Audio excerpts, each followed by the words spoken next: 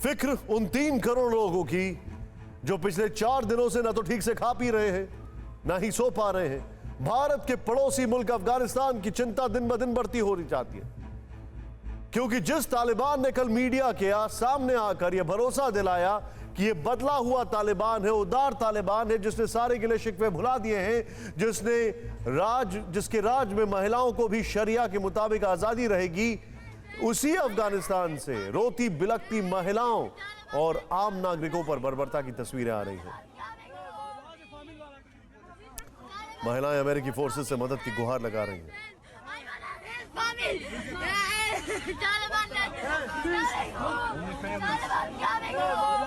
आज 21 देशों ने अफगानिस्तान में महिलाओं और लड़कियों को लेकर चिंता जताई है। अमेरिका, ब्रिटेन, ऑस्ट्रेलिया और कनाडा समेत 21 देशों ने एक संयुक्त बयान में कहा है कि हम अफगानी महिलाओं और लड़कियों, उनके शिक्षा, काम और आवाजाही की स्वतंत्रता के अधिकारों के बारे में बहुत चिंतित हैं। इसीलिए अफगानिस्तान में सत्ता और अधिकार के पदों पर बैठे लोगों से उनकी सुरक्षा की गारंटी देने का आह्वान करते हैं। दरअसल अफगानिस्तान पर तालिबान के कब्जे के बाद से वहां के लोगों में डर बढ़ता जा रहा है। आम नागरिकों में देश से निकलने की होड़ है। काबुल एयरपोर्ट पर भी लोग यहां से निकलने की आस में भीड़ लगाए बैठे हैं और तालिबानी लगातार गोलीबारी कर रहे हैं, इन्हें काबू में करने की कोशिश में हैं। यहां भारत की फिक्र भी बड़ी है, क्योंकि अभी भी 1600 से ज्यादा भारतीय अफगानिस्तान में हैं और उनके रेस्क्यू के लिए दिल्ली में मिशन काबुल की स्क्रिप्ट लिखी जा रही है। लेकिन यह कितना कठिन मिशन है, ये काबुल से लौटे भारतीय दल से समझते हैं।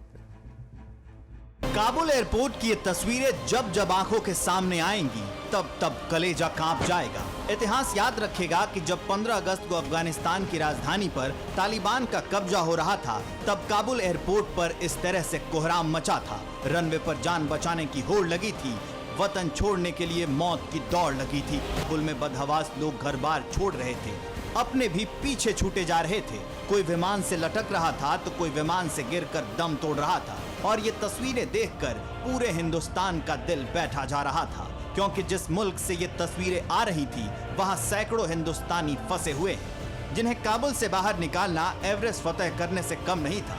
लेकिन भारत ने मिशन इम्पॉसिबल को भी पॉसिबल बना दिया। बद से बदतर स्थिति हो रही थी, वहाँ की माहौल एकदम खराब हो गया था। भारतवासी जितने भी थे वहाँ पर जो दूतावास में मौजूद थे, वो सारे स्वदेश वापस सुरक्षित लौट चुके हैं। हम यहाँ पे पहुँच गए हैं सही सलामत। मोदी जी को धन्यवाद कहता हूँ। ऐसे करीब 150 लोगों को लेकर भारतीय वायुसेना के विमान ग्लोबमास्टर ने काबुल के उसी रनवे से उड़ान भरी जहां से एक दिन पहले ऐसी सांसें थाम लेने वाली तस्वीर आई थी। तो कोई अमेरिकी विमान पर डैने पर चढ़कर देश की सरहद पार कर लेने के प्रयास में आसमान से टपक पड़ा था। और जिस एयरपोर्ट पर एक दिन बाद भी अफगान महिलाएं अमेरिकी सैनिकों के सामने हेल्प हेल्प की गुहार लगा रही हैं। ऐसे विषम हालात में भारत के मिशन एयरलिफ्ट की कहानी रोंगटे खड़े कर देने वाली है। देखिए, ये 3 तस्वीरें बता रही हैं कि अफगानिस्तान में फंसे भारतीयों की सकुशल वापसी के लिए भारत सरकार कितनी गंभीर है। 15 अगस्त को काबुल पर तालिबान के कब्जे के बाद से ही देश के प्रधान फिक्रमंद हैं। फिक्र है अफगानिस्तान में फंसे भारतीयों की जल्द से जल्द वतन वापसी कराने की। और इसी मिशन इम्पॉसिबल की शुरुआत हुई मंगलवार को, जब भारत सरकार अपनी 150 आवाम को काबुल से सुरक्षित निकाल लाई। We continue to ensure that anyone who is stuck there is somehow brought here, for which the Ministry of External Affairs has opened a help desk which is operating already. Taliban के कब्जे में जा चुके अफगानिस्तान से लौटना आसान नहीं था। अभी भी वहां के एयरपोर्ट पर रह रहकर गोलियां गूंज रही हैं, हिंसा की खबरें आ रही हैं और वहां से लौटे भारतीय पत्रकारों ने भी इस सफर की कहानी लौटकर साझा की है। अफगानिस्तान से 150 भारतीयों को लाने वाले आईटीबीपी के कमांडेंट रविकांत गौतम ने जो वहां के 56 घंटों के संघर्ष की कहानी सुनाई, वो दहलाने वाली है। रविकांत ने एक अखबार को बताया है कि भारतीय दूतावास में 15 अगस्त की सुबह 9 बजे स्वतंत्रता दिवस मनाया ही गया था कि बाहर विस्फोट की आवाजें गूंजने लगी। तालिबानी हमसे सिर्फ 50 मीटर दूर थे। हमें पता था कि वो काबुल की तरफ बढ़ रहे हैं। तब हमारे 2 विमान काबुल एयरबेस पर थे और हमने 46 लोगों के पहले दल को दूतावास से सुरक्षित एयरपोर्ट तक पहुंचा दिया। लेकिन दूसरे दल के लिए हमें भारतीयों को शहर के अलग अलग जगहों से लिफ्ट करना पड़ा। सोचकर शरीर सिहर उठता है कि शहर पर हथियारबंद तालिबानियों का कब्जा हो तो फिर लोग एयरपोर्ट कैसे पहुंचे होंगे, और जिस एयरपोर्ट पर मौत की रेस लगी हो वहां से एयरलिफ्ट कैसे किया गया होगा। कमांडेंट रविकांत गौतम ने बताया कि दूसरे दल में मैं, राजदूत, 99 कमांडो, 3 महिलाएं, दूतावास स्टाफ शामिल थे। हम 15 अगस्त की शाम ही एयरपोर्ट के लिए निकले, लेकिन पहुंच नहीं पाए। एक चेक पॉइंट पर तो हथियारबंद ग्रुप से झड़प हो गई। उन्होंने हवाई फायर किया, रॉकेट लॉन्चर निकाल लिए, हमने भी हथियार तान लिए। लगा आज या तो यहाँ शहीद होंगे या फिर एयरबेस पर पहुंचेंगे, लेकिन कुछ देर बाद हालात संभले। दरअसल दूतावास से निकलते ही भारतीय दल को सड़कों पर इस तरह के हथियारबंद तालिबानियों से सामना हुआ जिन्होंने पूरी सड़क पर कब्जा जमा रखा था। जगह जगह चेक पोस्ट बना रखे थे। एयरपोर्ट की तस्वीरें भी इस मिशन की कठिनाई दिखाती हैं, क्योंकि इंडियन टीम को भी उसी काबुल एयरपोर्ट से उड़ान भरनी थी जहां तालिबान से डरे अफगानी वतन छोड़ने के लिए जान तक देने को उतारू थे। बिना वीजा और पासपोर्ट के एयरपोर्ट के रनवे पर भागम भाग कर रहे थे, और इन हालात में तालिबानियों की बंदूकें बेगुनाहों की जान भी ले रही थी। इस सब के बीच काबुल एयरपोर्ट से सभी उड़ानें सस्पेंड कर दी गई थी।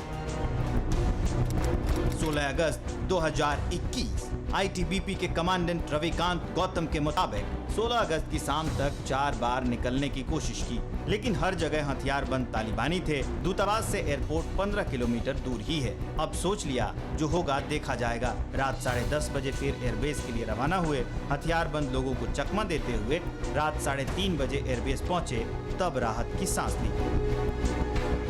17 अगस्त की सुबह 5:30 बजे भारतीय वायुसेना के C-17 विमान ने काबुल एयरपोर्ट से उड़ान भरी तो सभी की जान में जान आई, क्योंकि इससे पहले 56 घंटों के संघर्ष के दौरान सभी लोग ना तो सो पाए और ना ही किसी ने खाना खाया।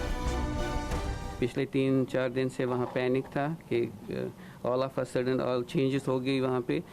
Finally we were also in panic. मेरी बेटी थी, उसको बुखार था, she was having temperature of 204। हम शुक्रगुजार है इंडियन एयर फोर्स के कि उन्होंने वक्त पे हमें इवैक्यूएट किया। जानकारी के मुताबिक भारतीय दूतावास पर तालिबान की कड़ी नजर थी। इसके लिए अमेरिका के साथ भारत की रणनीति बनी। तब भारतीयों की वापसी हुई। न्यूज एजेंसियों के मुताबिक तालिबान भारतीय दूतावास पर कब्जा करना चाहता था। कर्मचारियों का सामान तक छीन लिया था। एयरपोर्ट का रास्ता बंद कर दिया गया था। ऐसे में विदेश मंत्री एस जयशंकर ने अमेरिकी विदेश मंत्री एंटनी ब्लिंकन और NSA अजीत डोभाल ने अमेरिकी समकक्ष जैक सुलिवान से बात की। नतीजा ये हुआ कि काबुल एयरपोर्ट पर अमेरिकी सुरक्षा में विमान भारत के लिए रवाना हुआ। यानी बेहद मुश्किल भरे 56 घंटों के बाद करीब 150 भारतीयों को लेकर भारतीय वायुसेना का विमान मंगलवार को हिंदुस्तान पहुंचा, और भारत अब इसी हौसले को आगे बढ़ा रहा है। अफगानिस्तान में अभी भी फंसे भारतीयों की वापसी का खाका खींचा जा रहा है। मिशन जारी है। फिक्र आपकी, सोमवार से शुक्रवार रात 9 बजे सिर्फ TV9 भारतवर्ष पर।